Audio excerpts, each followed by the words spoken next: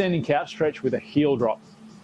So this one kind of introduces a little bit of a dynamic element of mobility to the hip, because we're going to be internally and externally rotating the hip and a little bit of the knee as well, and ankle as we go through. And it tends to allow us to almost sort of floss between the TFL, Rec Fem, and I believe we're getting into a little bit of the psoas and pectineus. But enough with all of the fancy words and names of muscles. Let's actually get to the task at hand. So what we're going to do with this one, we're going to set ourselves up pretty much the same way we would for any of our standing couch stretch ones. In that split stance, weights largely through that front leg.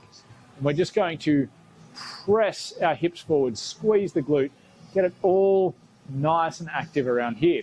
Now from here, what we're then going to do is we're going to drop the heel outwards.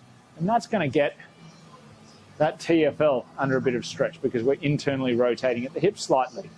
And then we're going to go out, which is then going to get more across here. So by doing this action,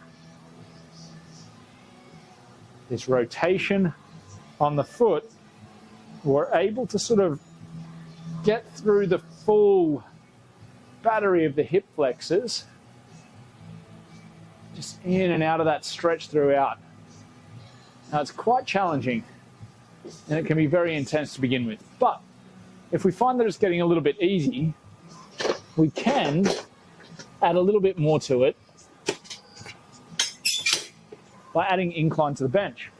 So when we've added that incline to the bench, it is going to place the knee in a bit of a greater degree of flexion, which is generally going to maintain the stretch on the rectus femoris a little bit more.